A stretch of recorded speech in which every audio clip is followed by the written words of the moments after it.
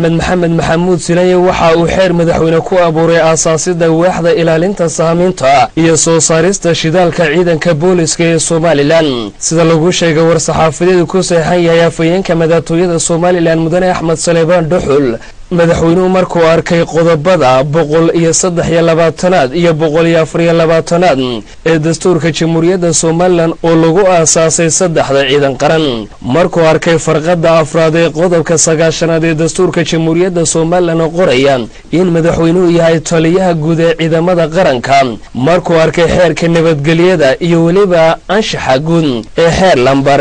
51 xariijin 2011 markuu arkay farqada afraad ee qodobka 12 ee dastuurka Jamhuuriyadda Somaliland oo sheegaya in khayraadka dabiiciga ee dalka ay mas'uul ka tahay dawladda dhexe markuu raacay dadaalada ay xukuumaddu ugu jirto daafurka khayraadka dabiiciga iyo ka faa'iideysiga khayraadka dabiiciga iyo ilaalintiisa markuu garawsaday baahida loo qabo xoojinta amniga goobaha iyo waliba cid kasta oo ku hawlan saaminta iyo soo saarista khayraadka dabiiciga ee dalka wuxuu go'aamiyay asaasida waaxda ilaalada saaminta iyo soo saarista shidaalka Oil Protection Unit oo laga soo xulayo ciidamada militariga iyo booliska kana tirsanaan doona ciidanka booliska oo hoos yimaada wasaaradda arrimaha gudaha line minister